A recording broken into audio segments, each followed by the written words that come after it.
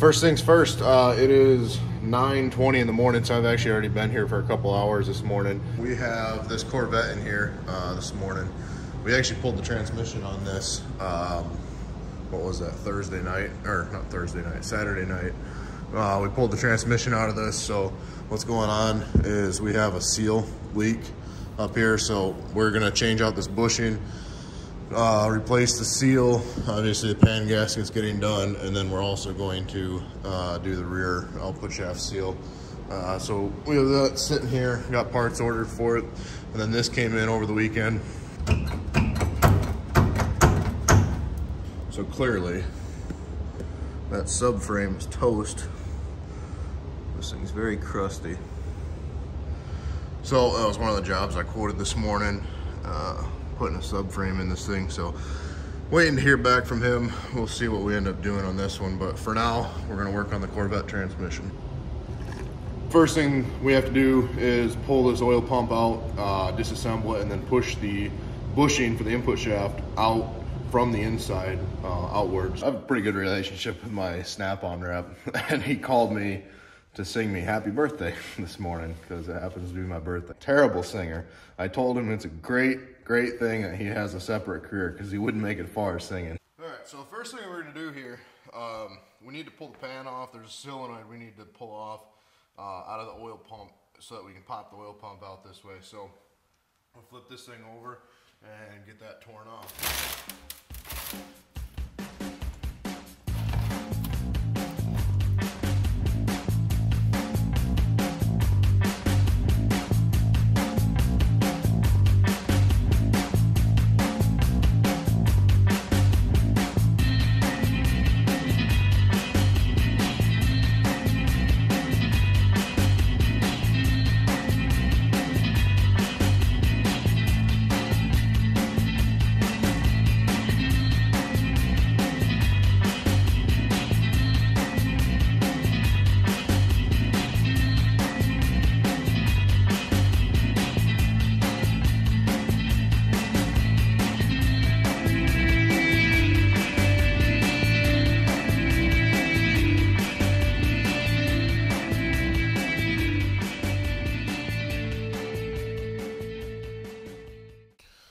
So we've got the oil pump all tore apart.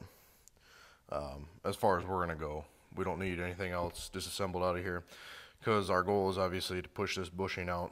We can kind of see here the amount of wear that this bushing was experiencing, and so we're going to take this over to the press now, press this bushing out, and press the new bushing in. Before we actually start pressing this bushing out, something I want to take note of is how deep this bushing is pressed into this housing originally.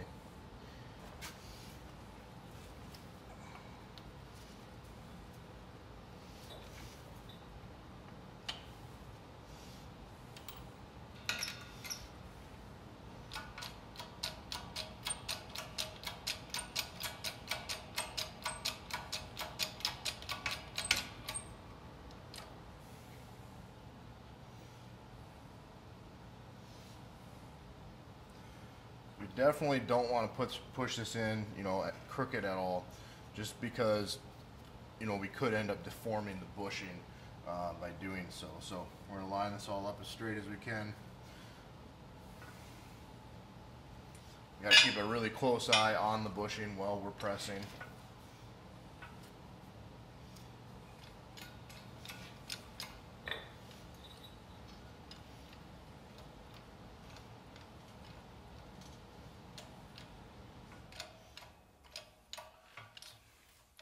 Going very easily, very smoothly right now.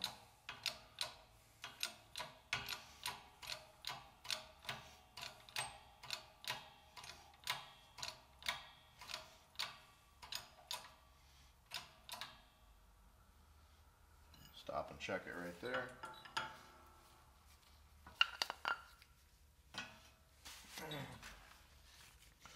And that's right where we need it.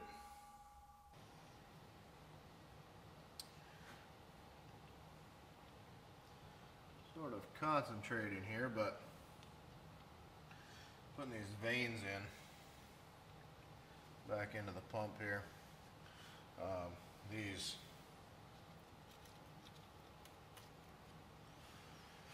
There's one of these steel rings on the bottom of this,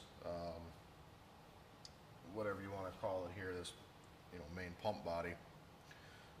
Basically these help align the vanes, even pushed out to the outer edge as this comes around. So there's one in there.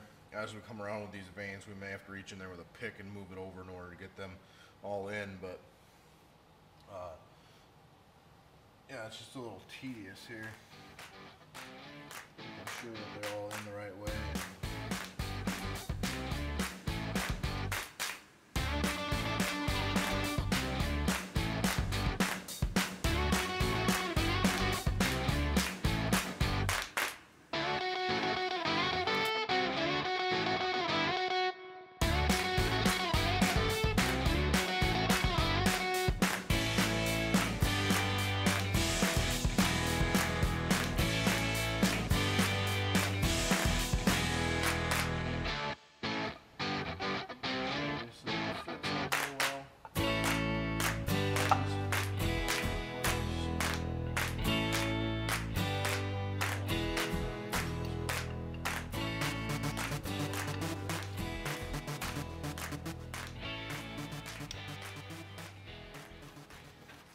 Bolts don't push up on our pump body. Today, Junior, I say a little bit, holy fuck.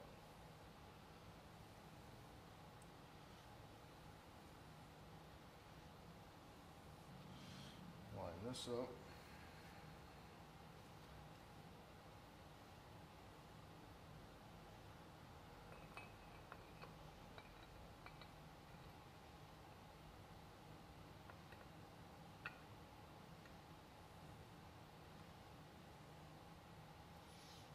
Okay.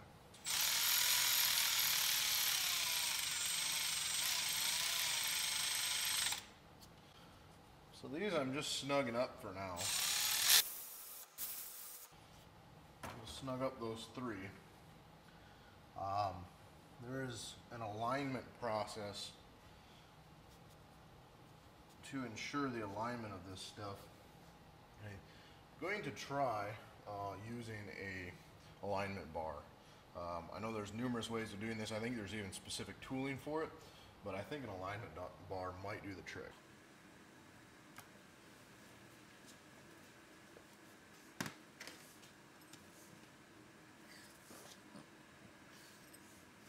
There's a couple of these holes that just not quite lined up perfectly.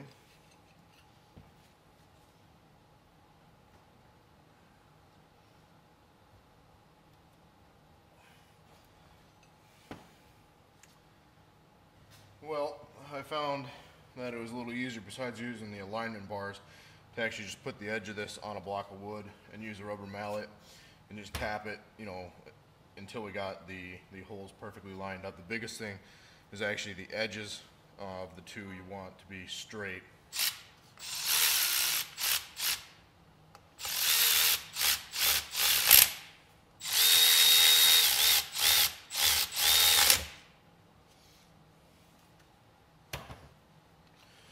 So we're going to torque these to 89 inch-pounds.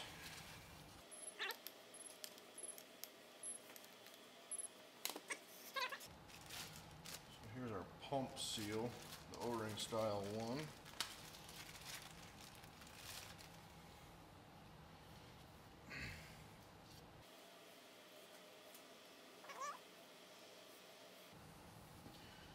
Feels good, looks good. So we're going to actually use some assembly lube on that because it's pretty critical. We don't want that to be cut. While we're at it, we're going to go ahead and change our bolt seals.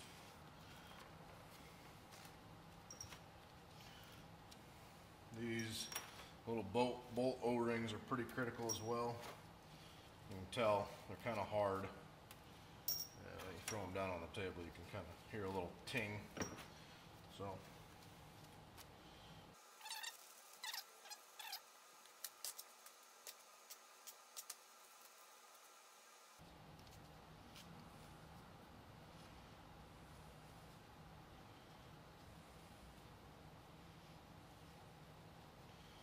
So when they come off, they just kind of fall down the shank of the bolt, but there's actually a little bit of a groove down here in the head for them to sit into, so we'll seat them all the way down in there.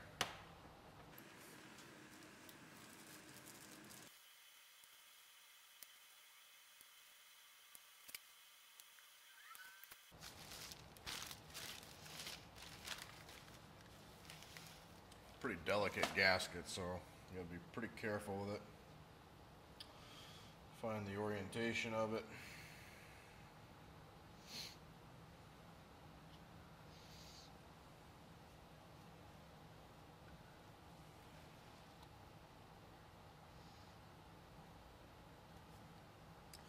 So we're gonna do a little trick here.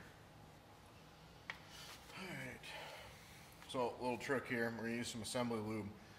Just because I don't want to use any sort of high tack or anything, you know, to hold this gasket on, I'd rather just use a lubricant that'll dissolve later. And then even at that, not a huge amount of the lubricant. So stuff's pretty thick. Just pat it on around here.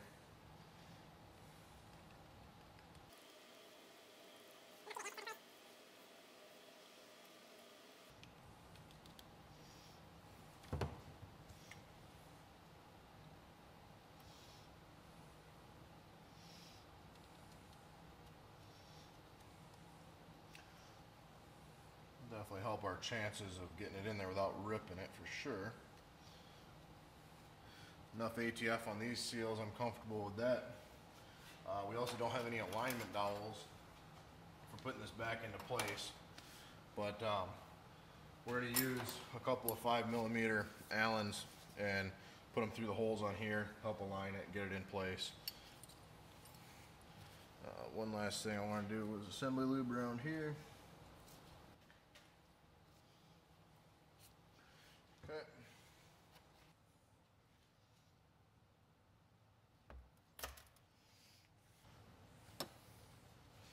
So before we get this installed, we'll go ahead and put in our new lip seal here.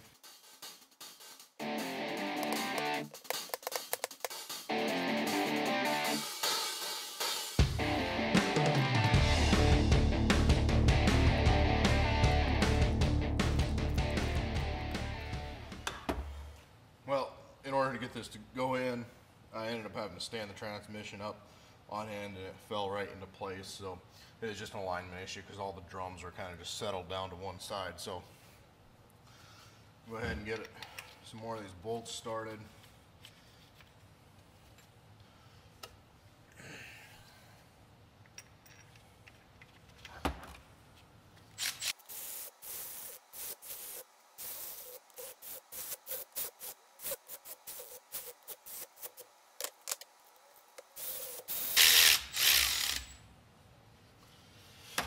All right, we'll grab ourselves a torque spec and get that torqued down.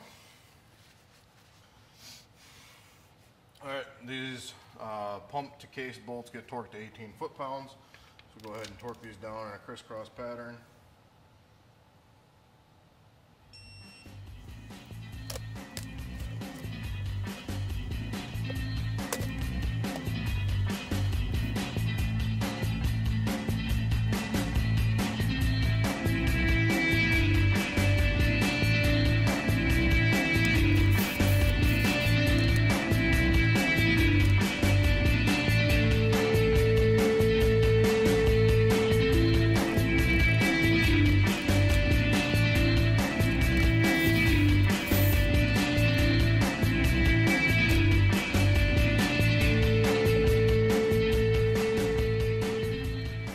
So, to further my point about replacing this bushing when doing that input shaft seal on the transmission, this is that old bushing that we pressed out, and I already showed that this one side of it is quite worn compared to the other side. Hopefully you can see that, but to prove that, let's see here. So you can see that we're about 45 thousandths on that worn side, and then come over to the non-worn side and we're sitting about 66 thousandths. So that's a 20 thousandths difference from one side of the bushing to the other. You know, this 50% of this bushing is missing, you know, 20 thousandths of the material. This is obviously the side that the torque converter ran on.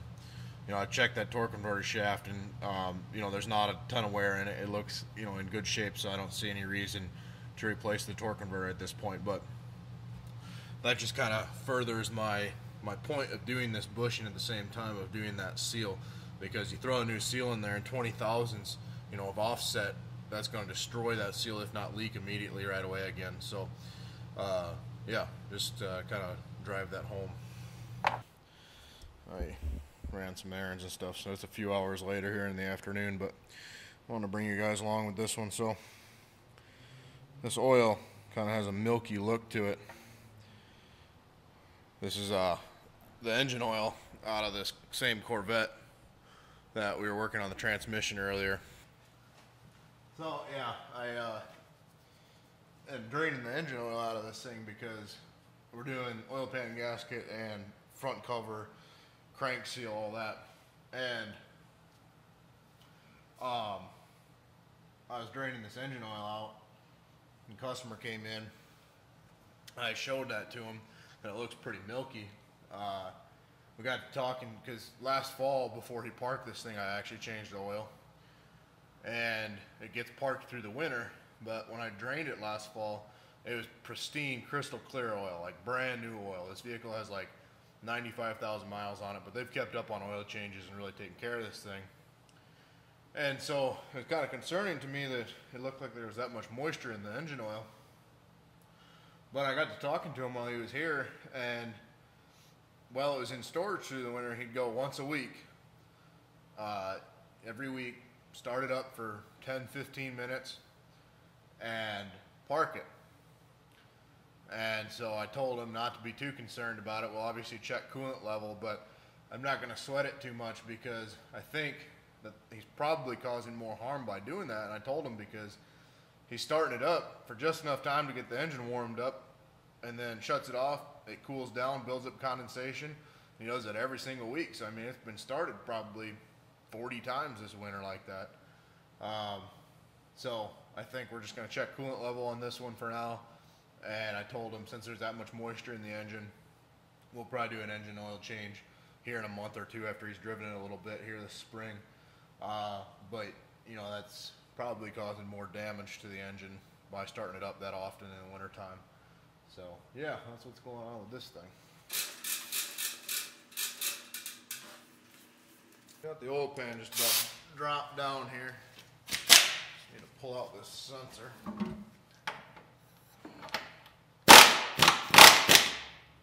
Should have pulled it out earlier, but I did not. So it sticks way the fuck in there.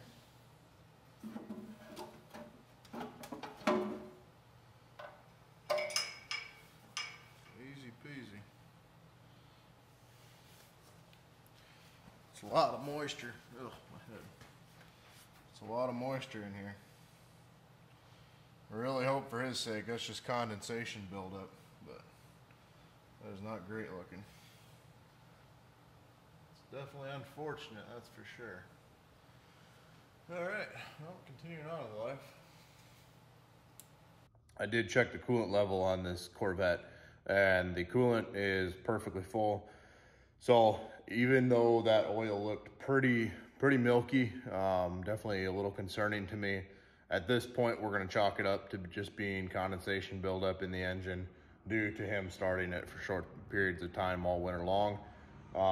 Like I told the customer, we're going to, you know, it'd be advisable to change the oil after a couple months of driving it here in the summertime and getting it good and hot. We'll get that flushed out of it and, you know, keep an eye on it, make sure it's not building up anymore. But definitely a little concerning. And just like that, it is closing time for this Monday anyway. So we still going on the Corvette. Ended up getting the front end tore down here. So we got the timing cover off on this. Waiting on a couple of parts to come in for it. A couple more gaskets. So when those come in tomorrow morning, we'll have at it again. Have another probably about a day's worth of work on this Corvette as parts come in, and we'll get it wrapped up, and then it'll be on to the next job. We've got a full week ahead of us already, and it's a short week on top of that. I'm closed Friday evening and Saturday this week, so got a lot to do between now and then. All that being said, take it easy.